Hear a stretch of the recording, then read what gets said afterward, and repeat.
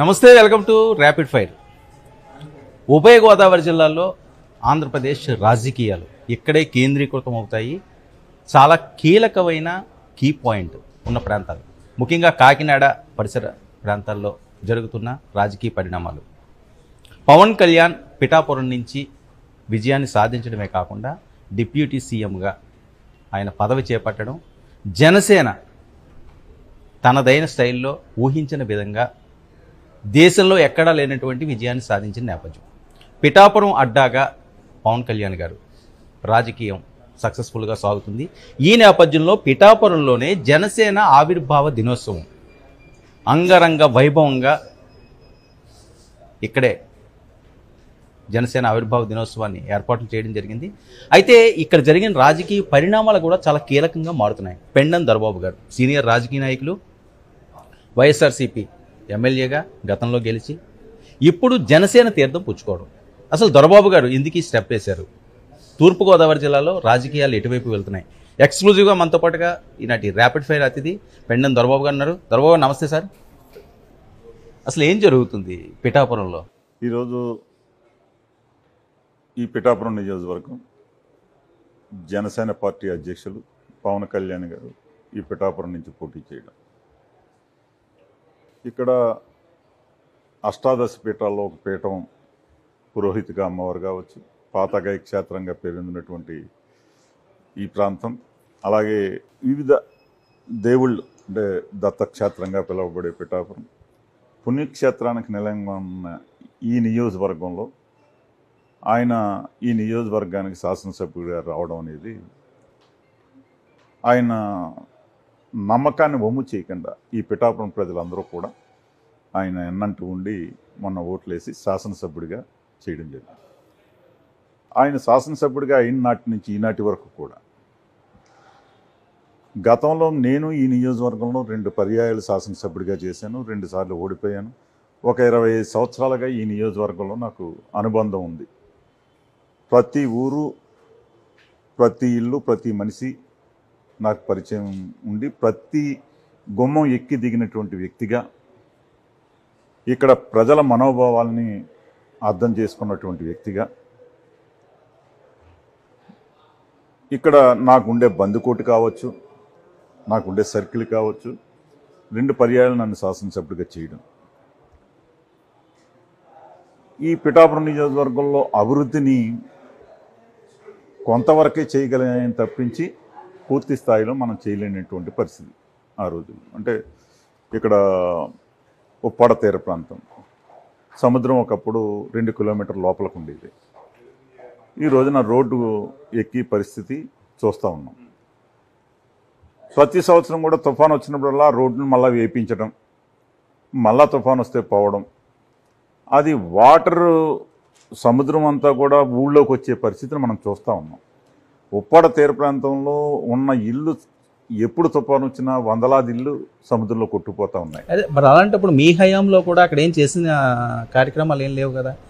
ఒకప్పుడు రాజశేఖర రెడ్డి గారు జియో ట్యూబ్ ద్వారా ఆ రోజున 12 కోట్ల రూపాయలు వెచ్చించి జియో ట్యూబ్ను ఏర్పాటు చేసి తాత్కాలికంగా అడ్డకట్టేయడం జరిగింది.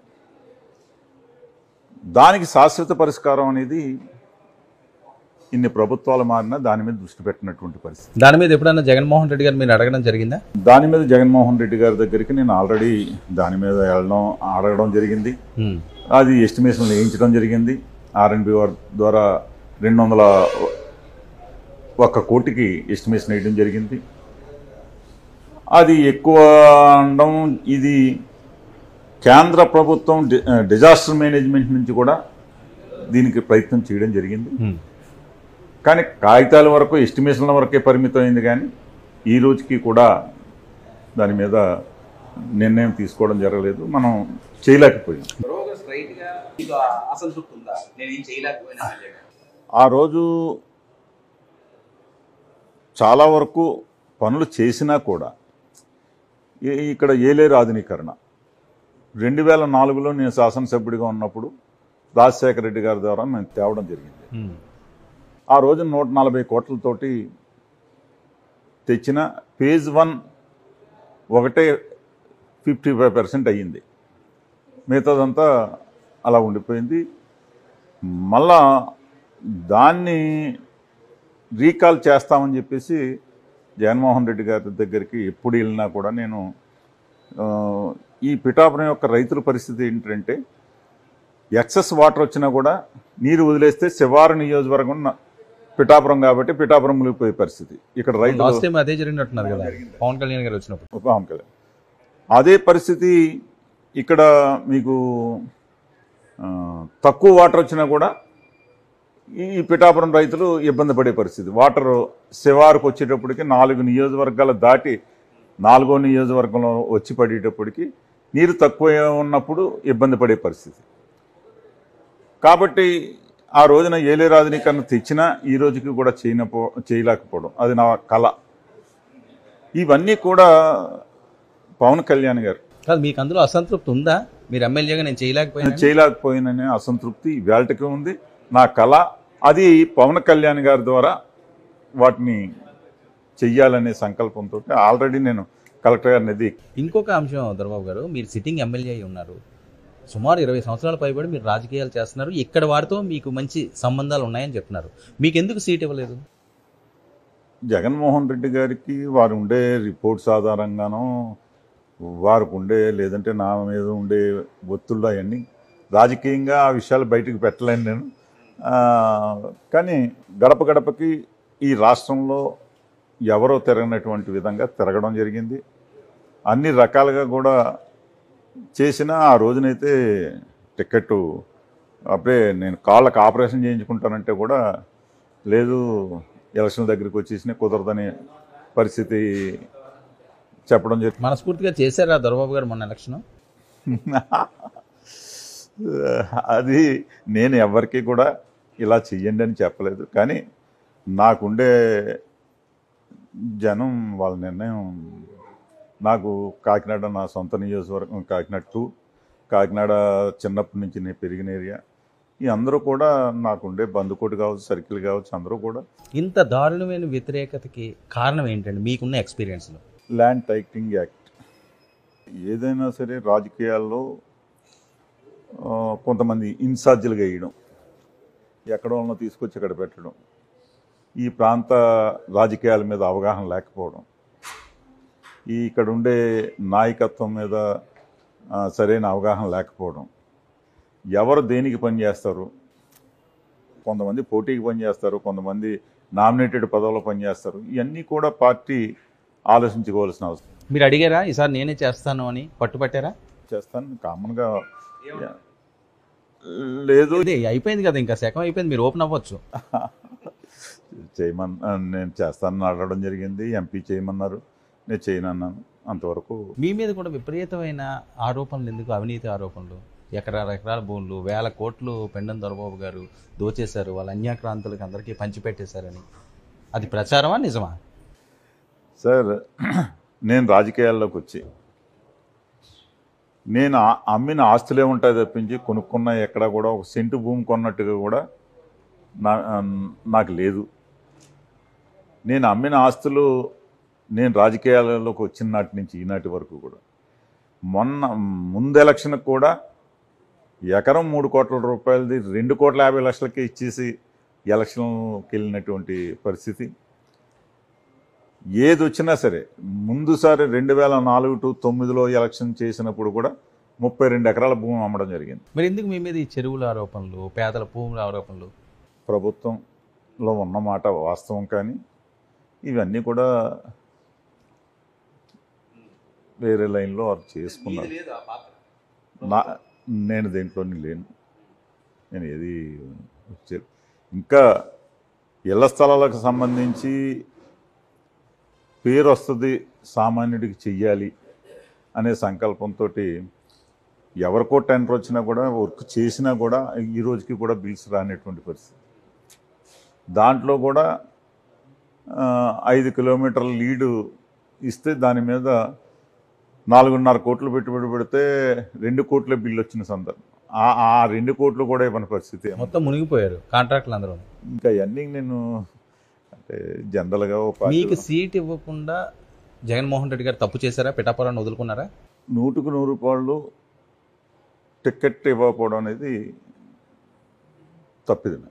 ఎందుకంటే గెలుపోవటములు వేవ్ అనేది పవన్ కళ్యాణ్ గారు వచ్చిన తర్వాత గెలుపు అనేది ఉండకపోవచ్చు, కానీ ఎలక్షన్ అనేది చేయడం కానీ పబ్లిక్లో నేను తిరిగినటువంటి విధానానికి ప్రజలు ఎంతో కొంత ఓటింగ్ శాతం తగ్గించేవాళ్ళం, కానీ మొన్న వేవ్లో ఎవరో చేయగలిగింది లేదు. అలాగా వచ్చిన దగ్గర నుంచి పవన్ కళ్యాణ్ గారు చాలా అంటే నియోజకవర్గం మీద అవగాహన చేసుకుని నేను ఏదైతే ఈ పనులు చేయలేకపోయాను అవన్నీ కూడా ఆచరణలో పెట్టడానికి ఓ ప్రణాళికాబద్ధంగా ముందుకెళ్తున్నటువంటి విధానం ఈ నియోజకవర్గంలో. నేను మొన్న కలెక్టర్ గారితో కూర్చున్నప్పుడు చూస్తే ఆశ్చర్యపోయాను. అంటే ఇక్కడ కార్యకర్తలు ఇలాంటి వాళ్ళు పవన్ కళ్యాణ్ గారు అందుబాటులో లేరని ఇలా మాట్లాడుకుంటున్నారు. కానీ నాకు అనిపించింది పులివెందుల్లో జగన్ ఉండడు, కుప్పంలో చంద్రబాబు నాయుడు ఉండడు, ఈయన ఇక్కడ ఉండక్కల్లా లేకపోయినా నియోజకవర్గం మీద అధ్యయనం చేయడం, అంటే అక్కడ ఉండే సమస్యలను గుర్తించడం. మరి ఎందుకు ప్రజల్లోకి ఇది వెళ్ళట్లేదు? ప్రజల్లోకి ఎందుకు ఈ వాయిస్ వెళ్ళట్లేదు? ప్రజలు చాలా హ్యాపీగా ఉన్నారు సార్ ఈ నియోజకవర్గంలో. పర్టికులర్గా నేను అదే చెప్తున్నాను సార్. ప్రజలు పవన్ కళ్యాణ్ గారు వచ్చిన తర్వాత చాలా హ్యాపీగా ఉన్నారు. ఇలాగ అర్జీ పెడితే వెంటనే ఆ పని పూర్తి అయిపోయే పరిస్థితిని మనం ఇవాళ చూస్తూ ఉన్నాం. ఈ రకమైన వాతావరణంలో ఆయన ఇక్కడ లేకపోయినా ఆఖరికి, ఎందుకంటే గంజాయి ఇక్కడ విపరీతంగా తాగుతున్నారు, ఇబ్బంది పడుతున్నారంటే వెంటనే దాన్ని కూడా ఆయన స్పందించి వెంటనే మొబైల్ వ్యాన్స్ పెట్టి. గంజాయి నిజమేనా ఇక్కడ ఎక్కువ తీసుకోవడం నిజమేంటి? అది గంజాయి ఎక్కువగా ఉన్నదనేసి ఆ మధ్య మీ నోటీసులోకి వచ్చిందా? మీ హయాంలో ఉన్నప్పుడు వచ్చింది. దాన్ని నిర్మూలించడంలో భాగంగా అంటే ప్రతిదీ కూడా ఆయన దృష్టిలో ఉంటుంది. దాన్ని వెంటనే పరిష్కరించే దిశగా ఆయన వెళ్తున్న విధానం, ఏలేరు ఆధునీకరణ మీద కానీ, అలాగే సాగరమాల రోడ్డు మీద కానీ. సాగరమాల రోడ్డు అనేది మనకి ఇంపార్టెంట్. ఎందుచేతంటే బీచ్ రోడ్డు ప్యారలల్గా ఇంకో రోడ్డు అన్న వేయాలి తప్పించి ఆ రోడ్డు మునిగిపోయే పరిస్థితి మనం చూస్తున్నాం. అంటే సముద్రం బాగా ఎదరకొచ్చింది.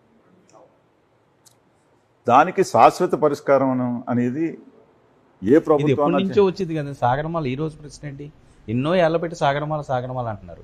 ఇప్పుడు కార్యరూపం దాల్చింది. ఇప్పుడే రైతులకు డబ్బులు వేసి రైతులందరికీ కూడా మనం డబ్బులు వేయించడం, పని ప్రారంభించడానికి ముందుకెళ్తున్నటువంటి పరిస్థితి. అంటే కోస్టల్ కారిడార్లో భాగంగానే ఈ సాగరమాల కూడా అంతే కదా సార్. కోస్టల్ కారిడార్లో అవసరం అక్కడ. ఇప్పుడు రేపు ప్రొద్దుట ఈ SEZ ప్రాంతం, ఈ ప్రాంతం అంతా కూడా మరో ముంబై లాగా తయారయ్యే పరిస్థితి అవకాశాలు ఉన్నటువంటి SEZ ప్రాంతం. దాని మీద ప్రత్యేక శ్రద్ధ పెట్టడం, కేంద్ర రాష్ట్ర ప్రభుత్వాలు సంబంధాలు బాగున్నాయి కాబట్టి పవన్ కళ్యాణ్ గారు దీని మీద వెంటనే ప్రపోజల్స్ పంపించడం, త్వరితగతిన చేయడానికి ఆలోచన. ఈ 5 సంవత్సరాల్లో ఈ నియోజకవర్గంలో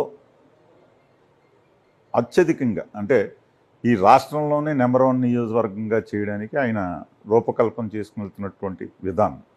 కానీ ఇక్కడ జనరల్గా ఇక్కడ మేము ఉండే రాజకీయ నాయకులు, నేనైనా నా ముందు శాసనసభ్యులైనా పొద్దులేసి మా కార్యకర్తలతో ముచ్చటించడం, కబులు చెప్పడం, లేదంటే వాళ్ళు వచ్చి పని చేయించుకోవడం, ఈ టైపు వాతావరణంలో అలవాటై ఉన్నారు.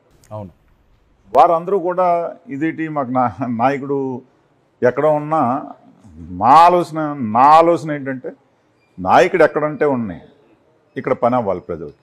దొరబాబు, ఇంకో విషయం మీరు ఓపెన్గా చెప్పాల్సింది, తాడేపల్లి ప్యాలెస్ నుంచి స్క్రిప్ట్ వస్తుందా తిట్టడానికి? నిజం? అది బాగా ఎక్కువ ప్రచారం జరుగుతుంది సార్. రాజకీయాల్లో నేను ఒక వరవడికి చెందినటువంటి రాజకీయ నాయకుడు. ఇప్పటి వరకు కూడా నేను ఎలక్షన్లో పోటీ చేసినా కూడా ప్రత్యర్థిని తిట్టో, లేదంటే ఒక అతని మీద ఎంత బురద జల్లో లబ్ధి పొందాలనే ఆలోచనతో ఎప్పుడు. మీ గురించి నేను అంటలేదు, నిజంగా వస్తుందా ఇది? నిజమా? అది చాలా మందిలో ఉన్న ప్రశ్న, మీరే చెప్పాలి దానికి సమాధానం. నాకైతే రాలేదు అంటారు కదా, అంటారు కానీ నాకైతే ఎప్పుడు రాలేదు. నేను ఎప్పుడు అలాంటి రాజకీయ నాయకుని కాదు, ఎప్పుడు అలాంటి ఎవరిని విమర్శించి కాదు. నేను ప్రజల్లోకి వెళ్ళి నన్ను చూసి ఓటేయండి, నేను కష్టపడతాను, మీ ఇంట్లో మనిషిలా ఉంటాను, మీకు అన్నలా ఉంటాను, తమ్ముళ్ళలా ఉంటాను, ఈ టైప్లో చెప్పే మనం ఓట్లు అడిగాను. చెప్పారా మీరు పార్టీ మారుతున్నానని? జగన్మోహన్ రెడ్డి గారు నోటీస్ తీసుకెళ్లారా? ఆల్ ఆఫ్ సడన్ చేంజ్ చెప్పారా? ఆల్ ఆఫ్ దిస్ ఆయన ఫోన్ వచ్చిందండి? ఈ అంటే జిల్లా ప్రెసిడెంట్ అది చేయమని అడిగారు, కానీ ఇంకా నేను చేయడం ఇష్టం లేక. ఎందుకు అంత డిసిషన్ తీసుకోవాల్సి వచ్చింది? ఎందుకంటే మీ అమ్మాయి గారి పెళ్లి విషయంలో కూడా జగన్మోహన్ రెడ్డి గారి పాత్ర ఉంది, ఆయనే ఇదేదో మ్యాచ్కి ఆయన సపోర్ట్ కూడా చేశారు అని చెప్పి వస్తుంది టాక్. నిజం అది? పల్లం రాజు గారు. పల్లం రాజు గారు మీనా? ఓకే. మీతో బాగానే ఉండేవారండి జగన్మోహన్ రెడ్డి గారు? పెద్ద పట్టించుకోరా? నాతో అంటే అసలు ఎమ్మెల్యేలకు ఎవరికి కూడా అసలు ఎంట్రీ ఉండదట, ఎవరితో ఆయన మాట్లాడరట, నిజమా ఇది? నేను కలవాలనుకున్నప్పుడు కలిసేవాడిని సార్, అదేమీ లేదు. ఒకటి సార్, ఇద్దరు ప్రభుత్వాలు చూశాను నేను, ఇద్దరి దగ్గర చూశాను. పలకరింపులో కానీ వీటిలో కానీ ఏం తేడా లేకపోయినా ఈ ల్యాండ్ టైటింగ్ యాక్ట్ ఇలాంటి కొన్ని తప్పిదాలు చేసుకున్నారు. ఇంకా అన్నీ మనం చెప్పేది కాదు. ఇక్కడ నేను ఏ పార్టీలోకి వస్తే ఆ పార్టీని ముందుకు తీసుకెళ్ళడానికి కష్టపడి పనిచేయడానికే చూస్తాను తప్పించి ఇవాళ పవన్ కళ్యాణ్ గారు నాకేమీ పదవులు ఆశ లేదు, రాజకీయంగా ఏదో ముందుకెళ్ళాలి, పోటీలు చేయాలి, ఇలాంటివి లేవు.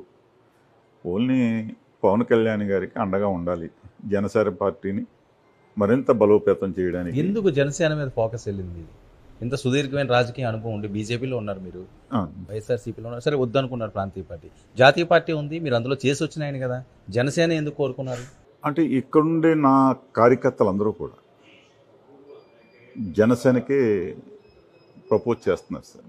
అందరూ కూడా ఇంచుమించులో ఈ రోజున ఇంతమంది సర్పంచులు, ఎంపీటీసీలు, కౌన్సిలర్లు, జడ్పీ వైస్ చైర్మన్ కావచ్చు, ఎంపీపీలు కావచ్చు, వీళ్ళందరూ వచ్చారు అంటే ఓన్లీ పవన్ కళ్యాణ్ గారు ఆయన చేసే హానెస్టీ.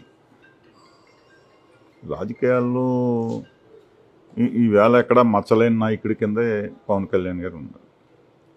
ఆయనకి అండగా నిలబడదాం తప్పేముంది. కొన్ని ఇన్నర్ బాధలు ఉన్నాయి, మీడియా ముందు మనం చెప్పుకోవాల్సినంత అంటే మీ తప్పులను కప్పుపించుకోవడానికి, మీ ఆస్తులను కాపాడుకోవడానికి జనసేనలోకి వెళ్ళారన్నది జరుగుతున్న ప్రచారం. అవసరం ఉందా పెండం దర్బాబు గారికి? సార్, నా ఆస్తులు కాపాడుకోవడమే పరిస్థితి, నాకున్న ఆస్తులేమి అక్కడ ఆస్తులేమీ లేవు. జనాలు అనుకున్నట్టుగా ఒకవేళ మీరన్నా నా ఆస్తులు ఏంటో నేను చూపిస్తాను. జరిగిన ప్రచారం మీకు తెలుసా? అందుకని నా పార్టీలోకి వెళ్ళారు, గతంలో చేసిన తప్పులన్నీ కూడా కప్పుపుచ్చుకోవడానికి. సార్, రాజకీయంగా ఇప్పుడు నేను శాసనసభ్యుడిగా ఇక్కడ నెగ్గాను. ఒక 50% ఓట్లు వేస్తే నేను నెగ్గుతాను, మిగతా 50% నా మీద ఏదోటి మాట్లాడుతూ ఉంటారు సార్. ఇవన్నీ సహజం సార్. ఇంకా అవన్నీ పట్టించుకుని మనం రాజకీయాల్లో ఎదురుకెళ్ళాలి. మనం త్రికరణ శుద్ధిగా ఉన్నామా లేదా, మనం ఎంతవరకు శాసనసభ్యుడిగా ప్రజలకు న్యాయం చేశాము. ఇప్పుడు పిఠాపురం నియోజకవర్గంలో మీరున్నారు, ఈవేళ నియోజకవర్గం మొత్తం జల్లెడి పట్టండి, ఏ ఒక్కరైనా సరే పెండం దర్బాబులను నష్టపోయామని కానీ, పెండం దర్బాబు మా దగ్గర రూపాయి తీసుకున్నాడని కానీ అని ఒక్కరి చేత అనిపించారు. ఎవరి ద్వారా వెళ్ళారు మీరు జనసేనలోకి? డైరెక్ట్ కాంటాక్టా, లేకపోతే వాళ్ళు మిమ్మల్ని కాంటాక్ట్ చేశారా? సామాజిక పరంగా ఇది బాగుంటుంది అనుకున్నారా? సామాజిక పరంగా ఇది బాగుంటుందని అనుకున్నాను, చేశాను.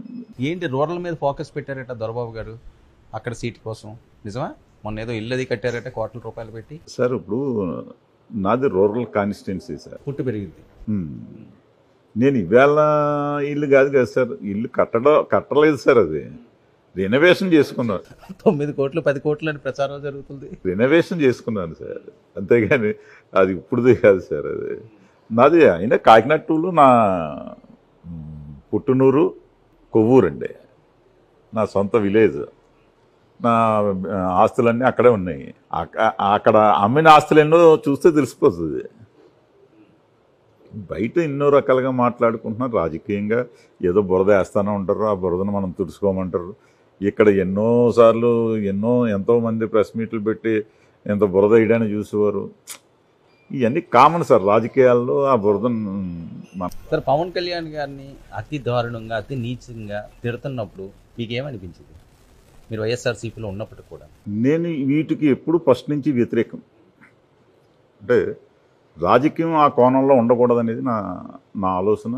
దానికి నేను కొన్ని పరిస్థితుల్లో అసెంబ్లీలో కూడా నేను చెప్పేవాడిని, ఇది మంచిది కాదు, ఈ సంస్కృతి కాకుండా వేరే లైన్లో వెళ్తే బాగుంటుందేమో అని. అంతవరకునే తప్పించి మన దగ్గర చెబితే వినే పరిస్థితి మనకు అక్కడ లేదు. మనం ఎంతవరకు ఆ చెప్తే వినేవాళ్ళు లీడర్స్ దగ్గరికి వెళ్ళి ఈ లైన్లో వెళ్తే బాగుంటుందేమో అండి అని చెప్పడం వరకే అంతే. పోనీ మిగతా వాళ్ళు ఎవరితో చెప్పకపోయినా మీరు రైస్ రెడ్డి గారి కన్నా ఎప్పుడైనా చెప్పారా? ఎందుకే అనవసరంగా ఆయన అలా తిడతావు, ఈ రోజు నీకు బాగుంది రేపు బాగోకపోతే నీ పరిస్థితి ఏంటి అని? ఇవన్నీ ఇంకా మనం ఇప్పుడు అవన్నీ మాట్లాడడం జరిగింది, చెప్పడం జరిగినాయి అన్ని. ఇవన్నీ నచ్చేవండి జగన్మోహన్ రెడ్డి గారికి? ఎవరికి చెప్పుంటారేమో కదైనా ఎందుకే అలా మాట్లాడకండి చేయకండి అని? నచ్చేయలేదు, నాకెలా తెలుస్తుంది ఆయన జనరల్గా మీరు మాట్లాడుతున్నప్పుడు ఇలా చెప్తేనే సార్కి ఇష్టం అయ్యా అందుకని మీరు మాట్లాడుతాం అనుకుంటారు కదా నార్మల్గా. సార్ నేను ఉన్నది ఓపెన్గా చెప్పేస్తున్నా. ఓ పార్టీలోంచి బయటకు వచ్చిన తర్వాత ఆ పార్టీని తిట్టడం ఇలాంటి సంస్కృతి ఉన్న నాయకుడిని కాదు. అంటే అక్కడ ఉండే తప్పొప్పులన్నీ కూడా అక్కడ ఉండే నాయకులతో షేర్ చేసుకున్నమాట వాస్తవం. సార్ ఈ ద్వారంపూడి చంద్రశేఖర్ గారు వీళ్ళు వారు కూడా చాలా దారుణంగా మాట్లాడుతుండేవారు. ఎప్పుడైనా మీరు చెప్పారా ఎందుకు ఈ రకంగా మనం మాట్లాడడం, నలుగురిలోని చెడ్డవుతాం, రేపు పరిస్థితులు బాగోపోతే ఇబ్బంది పడతాము అనే సందర్భం వచ్చిందండి? ఇబ్బంది పడతాం అనేది చెప్పలేదు, కానీ ఈ సంస్కృతిలో వెళ్ళడం కరెక్ట్ కాదు. ఇబ్బంది పడతాం అనేది నేను చెప్పడానికి సరిపోను, కానీ మామూలుగా ఈ వాతావరణం మంచిది కాదని చెప్పడం జరిగింది. పవన్ కళ్యాణ్ గారి మీదే మీరు పోటీ చేస్తాను అనే కాన్ఫిడెన్స్ ఎలా వచ్చింది? గెలుస్తాను ఖచ్చితంగా, మనకు ఆ ఛాన్స్ ఉంది అని అనుకున్నారా మీరు? సార్ రాజకీయాల్లో నేను శాసనసభ్యుడిగా ఉన్నాను. నేను గడప గడపకి తిరిగినప్పుడు ప్రతి ఇంటికి వెళ్ళి ప్రతి ఒక్కరు చేయి పట్టుకుని తిరిగాను. గెలుపు ఓటములు అనేది మనం చెప్పలేము సార్. నేను 2 సార్లు ఓడిపోయాను. గెలుపు ఓటములు అనేది మన చేతుల్లో లేదు. అది 2 సార్లు ఓడిపోయాను, 2 సార్లు శాసనసభ్యుడిని అయ్యాను. ఇప్పుడు నాకు టికెట్ ఇస్తే ఎవరైనా సరే నేను చెయ్యాలి. పార్టీ నేను శాసనసభ్యుడిగా ఉన్నాను కాబట్టి చెయ్యాలి. అది గెలిపోవటంలో మనం చెప్పలేం కదా సార్. ఇప్పుడు పార్లమెంట్ కానీ మీరు సిద్ధం అయ్యారా ఒకవేళ పవన్ కళ్యాణ్ గారితో పోటీ కన్నా అప్పుడు కానీ సీట్ ఇస్తే? గీత గారు కాదనుకుంటే లేకపోతే ఆయన ఉంటే కొద్దిగా డ్రాప్ అయ్యేవారు, ఎందుకులే రిస్క్ అని. అది డ్రాప్ అవడం అంటే సార్ పార్టీలో ఉండి నేను మళ్ళీ నెక్స్ట్ పోటీ ఇంక పార్టీ చేయమంటే చెయ్యాలి కదా సార్. సిట్టింగ్ ఎమ్మెల్యే అయ్యి ఉండి అది సిట్టింగ్ ఎమ్మెల్యేగా నాకు తప్పదు సార్. అది గెలిపోవటంలో మనం ఇప్పుడు పార్లమెంట్ చేయమన్నారు, నేను నెగ్గను కాబట్టి నేను చేయను. ఇంకా కొన్ని ఎకరాలు అమ్ముకోవాలి, నన్ను వదిలేయండి. ఖర్చు పెట్టి నేను ఎదరికెళ్ళలేను. సార్ ఇది నిజమా? ఇది బాగా ప్రచారం జరిగింది సార్, చూడండి నిజమేనా అది? పవన్పై పోటీకి సిద్ధం, అవునా?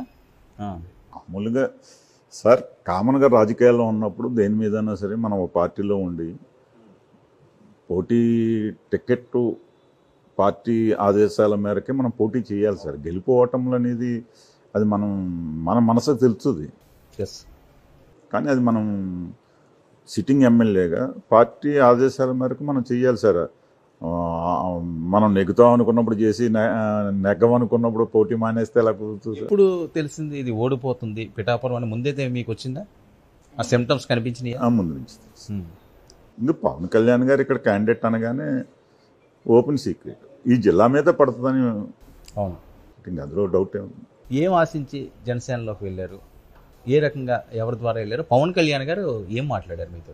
నేను సుదీర్ఘ రాజకీయాల్లో ఉన్నాను సార్. అంటే ఇవాళ నుంచి కాదు, అవును 82 నుంచి కూడా ఎన్నో సేవలు చేశాను తెలుగుదేశం పార్టీకి కావచ్చు. 89 నుంచి 94 వరకు కూడా నేను రాజప్ప గారు జిల్లా ప్రెసిడెంట్ తెలుగుదేశం పార్టీ, నేనేమో యువత. ఆ పార్టీకి ఎంతవరకు మనం కష్టపడి చేయాలో చేసాము అన్ని రకాలుగా. అనుకోకుండా 98లో బీజేపీ పార్టీ పార్లమెంట్ సీట్ ఇస్తానంటే ఆ పార్టీలో తీసుకెళ్ళడం జరిగింది, ఇస్తామని. సరే పోటీ చేయడానికి అన్నీ డిపాజిట్ అన్నారు, అవన్నీ చేసాము. ఆ, తీరా అయితే కృష్ణరాజు గారు వస్తానన్నారు. వస్తాను సంతోషం అని చెప్పేసి ఆయన మా ఇంట్లోనే పెట్టు ఎలక్షన్ చేసాం. 3 నెలలు మా ఇంట్లోనే ఉన్నారు. చేసి ఎలక్షన్ చేసాము, నెగ్గారు ఆయన. 13 నెలల్లోనే ప్రభుత్వం పడిపోవడం. అవును. పడిపోయిన తర్వాత ఈ ఎలక్షన్ రావడం. ఆ ఎలక్షన్లో టికెట్ నేను ఆ రోజుల్లో సంపర కాన్స్టిట్యున్సీ ఇవ్వండి అని చెప్పేసి అప్పటికే సంపర కాన్స్టిట్యున్సీలో నా సొంత గ్రామాల్లో నా ఊరితో సహా నేను ఆ పార్టీలో ఉండగా ఏ కార్యక్రమం చేసినా జనాలను కానీ ఏదైనా సరే మొబిలైజేషన్ కానీ అన్నీ కూడా నేనే చేసేవాడిని. నేనే ఏ కార్యక్రమం అయినా సరే నా చేతుల మీద జరిగేది. 89 నుంచి 94 వరకు కూడా రామకృష్ణ గారైనా అందరూ కూడా వీళ్ళందరికీ కూడా నేను బ్యాక్ బోన్గా ఉండి సర్వీస్ మోటోలో చేసేవాడిని. అంటే చుట్టుపక్కల గ్రామాల నుంచి రావడం. కాకినాడలో నాది అంతా లిక్కర్ బిజినెస్ ఆ రోజుల్లో. ఓ 10 షాపులు, 2 బార్ అండ్ రెస్టారెంట్లు, యారక్క అంతా చేతిలో ఉండడం వలన కాకినాడ పరిసర ప్రాంతంలో ఏ ప్రోగ్రాం వచ్చినా చేయడం, పార్టీకి ఆ రోజున అండగా నిలబడ్డం. నాకు టికెట్ రాకపోవడం అవ్వచ్చు. బీజేపీలో నేను మళ్ళీ పోటీ చేయడానికి సంపర కాన్స్టిట్యున్సీని అడగడం జరిగింది. కానీ చంద్రబాబు నాయుడు గారు ఆ రోజు పిఠాపురం ఇవ్వడం జరిగింది, బీజేపీ ఎలయన్స్. ఆ పరిస్థితిలో మళ్ళీ వెంకటనాయుడు గారిని అడిగితే మరి పార్లమెంటు అడిగినప్పుడు మరి నాకు కండిషన్గా ఇస్తాన్నారు కదా, మరి ఏంటి అంటే సంపర ఇవ్వట్లేదు కాబట్టి పిఠాపురం ఎలయన్స్లు ఇచ్చారు కాబట్టి పిఠాపురం చేస్తావా అని అడిగారు. సరే, ఇక్కడ నేను గొల్లపురంలోనే పుట్టాను. మా తాతయ్య గారు ఊరు, పెద్ద కుటుంబం. ఓన్లీ మొగలి సర్నేమే ఒక 3,000 ఓటింగ్ ఉన్న కుటుంబం, ఒక 10,000 కుటుంబాలు ఉన్నటువంటి కుటుంబం. దాని మీదట సరే వీళ్ళందరినీ అడిగితే చేసేస్తామంటే చేసాము. 4,000 ఓట్లు ఓడిపోవడం జరిగింది.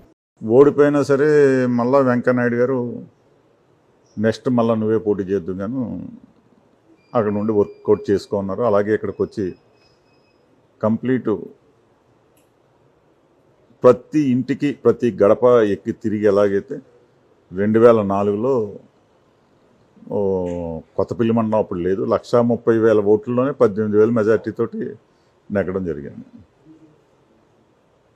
తర్వాత 2009లో నాకు టికెట్ రాకపోవడం, 14లో నేను ఓడిపోవడం.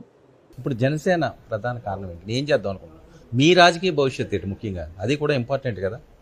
ఇప్పుడు రాజకీయంగా అలసిపోయి ఉన్నాను తిరిగి తిరిగి. అంటే అందరిలాగా నేను ఏదో రాజకీయం అంటే పొద్దుట్లు వేసిన నుంచి సర్వీస్ మోటో ఆ రకంగా ఎంతవరకు చేయాలో నా వంతు చేయడం జరిగింది. మనం ఎప్పుడైతే టికెట్ రాలేదో మనం పోటీల నుంచి దూరంగా ఉందాము అనేసి అనుకున్నాను. ఆ రకంగానే ఈరోజు జనసేన పార్టీలో జాయిన్ అయింది కూడా ఏదో రాజకీయ పదవులు చేయాలనో ఏదో పోటీలు చేయాలనో. మీరు ఇందాక అన్నారు కదా కాకినాడ 2లో ఏదో మళ్ళీ పాకేస్తున్నారు. అసలు ఆ ఆలోచన ఉంటే మొన్నే పోటీ చేసేవాడిని. అవన్నీ బయటికి చెప్పి కాదు, ఆవేళ నేను పోటీ చేయనని నేనే తప్పుకోవడం జరిగింది తప్పించి ఆ అవసరం లేదు. వర్మకి చిక్కు పెట్టడానికే పెండెం దొరబాబుని ఇందులోకి తీసుకొచ్చారు జనసేనలోకి, నిజమా సార్? దానికి మొన్న మనోహర్ గారు చెప్పినట్టున్నారు. ఆయన చెప్పడం కాదు, లోకల్ పాలిటిక్స్లో మీకున్న ఇన్ఫర్మేషన్. సార్ ఇప్పుడు నేను కూటమిలోకి వచ్చాను. కూటమిలోకి వచ్చిన తర్వాత 3 పార్టీలని సమన్వయం చేసుకుని ముందుకెళ్ళాలన్నా ఆ పరిస్థితి ఉంటుందా అండి? సరే చెప్పడానికి బాగానే ఉంటుంది, పై లెవెల్లో బాగానే ఉంటుంది. నేను ఉంటాను, అవతల ఉంటారా లేదా అనేది నాకు తెలియదు కదా. వరం గారితో ఏమైనా మాట్లాడడం జరిగింది ఇందులోకి వచ్చిన తర్వాత? ఇంకా లేదండి. ఇంకా కలిసి ఆలోచన ఉందా? కలుస్తాను సార్. మీ ఇద్దరి మధ్య నేను ఉన్నాయండి రాజకీయ పరంగానైనా వేరే ఏమన్నా? మాకేంటి నేను ఎవరితోటి విభజించను, ఎవరితోటి హార్ష్గా మాట్లాడను. ఎదరోళ్ళు మాట్లాడితే కూడా దాని మీద కౌంటర్ కూడా ఉంది.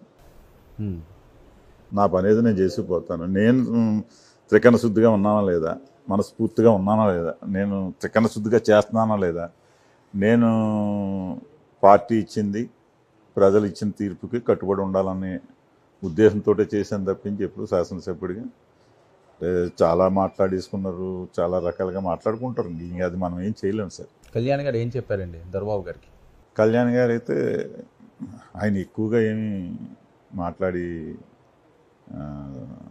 ఆలో ఉన్న మనిషి కాదు. నేను ఓపెన్గా చెప్పా, నేను ఓపెన్గా మీకు సపోర్ట్గా పిఠాపురం నియోజకవర్గంలో మీకు శాశ్వత శాసనసభ్యుడిగా ఉండడానికి ఏ రకంగా అనేది ఆ రకంగా నేను సర్వీస్ మోటోలో నాకుండే బంధుకోటు కావచ్చు, నాకుండే నా అనుసర కాలం కావచ్చు, అందరం కూడా త్రికరణశుద్ధిగా పనిచేస్తాము. పార్టీకి సర్వీస్ చేస్తాము, జనసేన పార్టీని బలోపేతం చేస్తాము, పిఠాపురంలో మరింత పటిష్టం చేస్తాము. మరి మీ పరిస్థితి ఏంటండి? మీ పరిస్థితి ఏంటి? అంటే మీరు ఇంక ప్రత్యక్ష రాజకీయాల్లో పోటీ చేయకూడదు అనుకుంటున్నారా? నేను పోటీ చేయనని చెప్పాను. ఇంకా అసలు లేదు, సపోర్ట్ చేస్తారు అంతే. సపోర్ట్ చేస్తాను. ఎందుకంటే ఆ నిర్ణయం తీసుకున్నారు? చాలాసార్లు 2 సార్లు ఎమ్మెల్యే చేశాను, ఇంకా అంతకన్నా నాకేమి మినిస్టర్ చేయాలి. ఇప్పుడు ఎమ్మెల్యే చేసి కార్పొరేటర్కి ఏమైనా ఉంటుంది? మంత్రి రావడానికి అవకాశం ఎక్కడ ఉంటుంది? ఇంక లేదా? నెక్స్ట్ అన్నా ఎందుకు ఉంటుంది సార్? అదొక కళ కదా ప్రతి ఎమ్మెల్యేకి. ఉంటది కానీ అవకాశాలు కూడా మనం చెక్ చేసుకోవాలి. వాస్తవంలో ఉంటారు ఎప్పుడు. అందులో మంత్రి తెచ్చుకోలేకపోయాం. వచ్చిందండి అసలు ఆ రేస్లో ఉన్నారా మీరు? అసలు లేరా? ఉన్నానని నేను అనుకున్నాను, లేరని వాళ్ళు అనుకోవచ్చు కదా. ఎనీహో మంత్రి ఇవ్వలేదు. పిఠాపురం ఏంటి ఆవిర్భావ సభ అంతా కూడా మీ చేతుల మీద నడుస్తున్నదట, మొత్తం మీరే అట, సమస్తం నిజమా? అది అన్నీ ఉంటుంది సార్. అయితే నేను ఇక్కడ మీతోటి ఎంతలాగా ఎందుకు మాట్లాడతాను? మీకేం బాధ్యతలు అప్పచెప్పారు? కొన్ని బాధ్యతలు అది చెప్పారు, అంతవరకునే సార్. అంటే ఎప్పటి నుంచో వీళ్ళందరూ కూడా పని చేస్తున్నటువంటి ఇలా పవన్ కళ్యాణ్ గారి మీటింగ్కి మా మీటింగులకి తేడా ఉంది. అవును, మా మీటింగులకి జన సమీకరణ చేయాలి మేము. ఈయన మీటింగ్కి జన సమీకరణ ఆయన పిలిపిస్తారు అంతే. మెసేజ్ వెళ్తే చాలు. అంతేగాని మేము మొబిలైజేషన్ గ్రామాలకు వెహికల్స్ పంపించి ఈ టైప్ సిస్టమ్ ఈ పార్టీలో లేదు. ఎంతమంది వచ్చే అవకాశం ఉంటుందండి మీ అంచనా ప్రకారం? ఎంత అనే చెప్పాలని భారీ ఎత్తున మట్టుకి రావడం అందరూ నేను చూస్తున్నంత మట్టుకి చాలా భారీ ఎత్తున వస్తారు. కానీ ఆ ప్లేస్ రోడ్లన్నీ ఇరుకైపోయే పరిస్థితి, వెళ్ళలేని పరిస్థితి ఉంటుంది తప్పించి చాలా కష్టంగానే ఉంది. ఈ ఆవిర్భావ సభకు సంబంధించి మీకేం బాధ్యతలు అప్పచెప్పారు? ఏదో వింగ్ అప్పచెప్తారు కదా, ఇది చూడండి అది చూడండి, ఏమన్నా చెప్పారా? అప్పచెప్పారు. ఆ పనుల మీద ఉన్నాను నేను. ఓకే, పనుల మీద ఉన్నాను. మొన్న అజయ్ గారిని కలిసి అంతే. సో ఓవరాల్గా మీరు ప్రత్యక్షంగా పోటీ చేసే ఆలోచన అయితే ప్రస్తుతానికి లేదు. రాజకీయాల్లో ఏదన్నా ఎప్పుడన్నా సాధ్యమే కదా. కాదండి, మీ ఫాలోవర్స్ వాళ్ళు ఇబ్బంది పడతారు కదా, మీ ఒక్క నిర్ణయమే కాదు కదా, మీరు 2 సార్లు. సార్ వాళ్ళ కోసమే నేను ఈ రోజున పార్టీలో జాయిన్ అయ్యాను సార్. మనం ఉండడం వేరు, వేరే వాళ్ళు ఉన్నప్పుడు వాళ్ళకి అండగా ఉంటాను సార్. పార్టీ పదవి చేస్తాను సార్, పార్టీని బలోపేతం చేస్తాను సార్, అంతేగాని నామినేటెడ్ పదవులు కూడా చేయను సార్. వైసీపీ వాళ్ళకి ఏమన్నా చెప్తారా? మీ సోదరులకి, మీ మిత్రులకి ఏదన్నా ఒక సూచన, సలహా? వైఎస్ఆర్సీపీ వాళ్ళకి ఈ ఓటమి కారణాలు అవన్నీ, మీరు ఆ పార్టీల నుంచి వచ్చారు కాబట్టి మీ మిత్రులు చాలా మంది ఉన్నారు కాకినాడ పరిసర ప్రాంతాల్లోని. సార్ అందులో మేధావులు ఉన్నారు, నేను చెప్పేట అందులో ఉన్నా. మీతో పాటు ఇంకా ఎవరైనా మెయిన్ వాళ్ళు వచ్చే ఆలోచనలు ఉన్నాయండి? చాలా మంది వస్తారు అంటున్నారు, వంగాగీత గారు, ఇది అది నిజమా? అది తెలవదు సార్ నాకు. అంటే మనం ప్రయత్నం, అంటే పార్టీ నాకు ఏ బాధ్యత అప్పచెప్తే రాష్ట్రంలో అప్పచెప్పారు అనుకోండి సార్, రాష్ట్ర లెవెల్లో నాకుండే పరిచయాలన్నీ కలిపి పార్టీని బలోపేతం చేయడానికి ప్రయత్నం చేస్తాను. అదే జిల్లా బాధ్యత చెప్పారనుకోండి సార్, జిల్లా వరకు 7 కాన్స్టిట్యున్సీల్లోని జనసేన పార్టీని మరింత బలోపేతం చేయడానికి అక్కడ అవసరం అనుకుంటే జాయిన్ చేసుకుని, అంటే పవన్ కళ్యాణ్ గారు ఒక క్లీన్ సీట్ ఉన్న వ్యక్తుల్ని ఎక్కువ ఇష్టం చూస్తున్నారు. ఆ రకంగా వాళ్ళందరినీ కూడా మాట్లాడి ఒక ఇష్టమైతే తప్పనిసరిగా వాళ్ళని కూడా జాయిన్ చేస్తాను. జిల్లా అధ్యక్ష పదవి ఆల్మోస్ట్ మీకు రెడీ అయిపోయిందని ఆవిర్భావ దినోత్సవం తర్వాత అనౌన్స్ చేస్తారని వస్తుంది తాకు, నిజమా? అదేం లేదు సార్, ఇప్పుడు మనకేం చెప్పలేదు. అదే జిల్లా బాధ్యతలు అప్పచెప్తారని వస్తుంది, మనకేం చెప్పలేదు. మీరు సిద్ధమా అప్పచెప్తే? ఏ బాధ్యత లేదు, బాధ్యత అప్పచెప్పని జిల్లా ప్రెసిడెంటే కాదు, కార్యకర్తగా పనిచేస్తాను సార్. దొరబాబు గారు ఓపెన్గా ఒక విషయం చెప్తారా? మీరు జాయిన్ అయ్యారు, జాయిన్ అయిన 1-2 రోజుల్లోనే మీకు ఆల్రెడీ పొగ స్టార్ట్ అయింది అంటున్నారు, నిజమా? అప్పుడే విభేదాలు మొదలైనవి, మీదంతా ఒక గ్రూపు, అవతల వాళ్ళదంతా ఒక గ్రూపు, ఒక పక్క వర్మ గారు ఆయనది స్టైల్ అయింది. సార్ ఇప్పటికి ఇంకా నేను కాన్స్టిట్యున్సీలో ఇవాళ వచ్చా, పొగ స్టార్ట్ అవడానికి ఏముంటుంది సార్ అంటే ఆల్రెడీ మౌత్ పబ్లిసిటీ ఎక్కువ అవుతుంది. సార్ నేను ఎక్కడ ఉంటున్నాను, కాకినాడ ఏదైతే జనసేన ఈ ఆవిర్భావ సభ కోసం మీటింగ్లు జరుగుతున్నాయో అక్కడే ఉంటున్నాను తప్పించి కాన్స్టిట్యున్సీలోకి ఇప్పటి వరకు ఎవరైతే మర్రెడ్డి శ్రీనివాసరావు గారు ఇన్ఛార్జు వీళ్ళందరూ కూడా సహకరిస్తూ మా వాళ్ళందరినీ అక్కడికి వెళ్ళి కలిపి వాళ్ళతో కలిసి ప్రయాణం చేయండి అంతే. ఆ రకంగానే ముందుకెళ్తున్నాం తప్పించి ఇప్పుడు చెప్పాను, ఈవేళ పరిచయం చేశాను మర్రెడ్డి గారిని వీళ్ళందరినీ, ఇప్పుడు సర్పంచ్లని ఇంకా చాలామంది ఉన్నారు. మీకు ఆ గౌరవం దక్కుతుంది అని అనుకుంటున్నారా? 100% చెప్పలేమా? 100% గౌరవిస్తారు.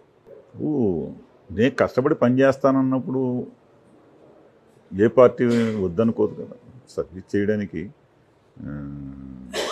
రేపు స్థానిక సంస్థలు ఉన్నాయి. స్థానిక సంస్థల్లో జనసేన పార్టీని గతంలో నేను ఎలాగా 53 సర్పంచులకి 49 మంది సర్పంచులు నెగ్గించుకున్నాను, 3 ఎంపీపీలు, 3 జెడ్పీటీసీలు, 2 మున్సిపల్ చైర్మన్లు నెగ్గించుకున్నాము. దానికన్నా మించి రేపు రాబోయే రోజుల్లో స్థానిక సంస్థల్లో నేను కష్టపడి వీళ్ళందరినీ ఎవరైతే పార్టీ టికెట్లు ఇస్తారో వాళ్ళందరికీ అండగా ఉండి నేను చేస్తాను, ఎలక్షన్ చేసి నెగ్గిస్తాను. వర్మ గారితో కూడా కలుపుకుంటూ వెళ్ళిపోతారు కూటమి? నా వరకు కూటమి ఇది కాబట్టి కంపల్సరీ కలిపి ప్రయాణం చేస్తాను. నా వైపు నుంచి ఏ రకమైన పొరపాటు కానీ ఇది కానీ ఎప్పుడూ జరగదు, ఉండదు కూడా. Thank you so much Pendem Dorababu గారు. ఇది మాజీ శాసనసభ్యులు పెండెం దొరబాబు గారితో ఈనాటి ర్యాపిడ్ ఫైర్. మరొక ర్యాపిడ్ ఫైర్లో మరో అతిథితో కలుద్దాం. Stay tune to 99 news.